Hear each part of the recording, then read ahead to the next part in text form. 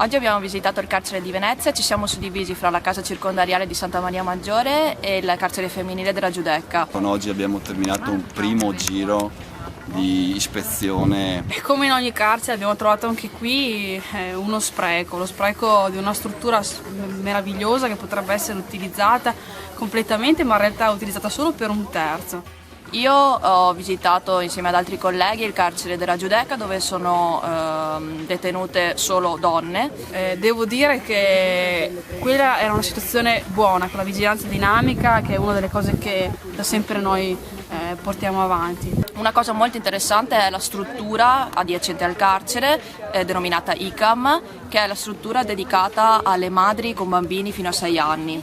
È una struttura anche lì molto accogliente, non sembra neppure un carcere. In Italia purtroppo esistono solo 3 ICAM, quindi delle strutture proprio dedicate alle mamme con i bambini. L'abbiamo fatto presente la settimana scorsa alla Camera per fare in modo che tutte le madri, parliamo di una 60ina di detenute, possano avere accesso a delle strutture in cui i bambini possano vivere in maniera un po' più serena la detenzione della madre. Voi sapete che i problemi sono tanti, le situazioni sono diverse da carcere a carcere. Sicuramente questa è un'esperienza che è servita a tutti noi parlamentari che abbiamo partecipato oggi per renderci conto di quali sono le difficoltà che ci sono nelle carceri. Una cosa che mi sento di dire dopo questa esperienza è che sicuramente bisogna investire nella rieducazione dei condannati, perché comunque queste persone devono avere la possibilità di un futuro, di reintrodursi nella società e appunto di poter avere delle prospettive future. Abbiamo chiesto dove è finito il nostro piano carceri, ma soprattutto il piano carceri del governo,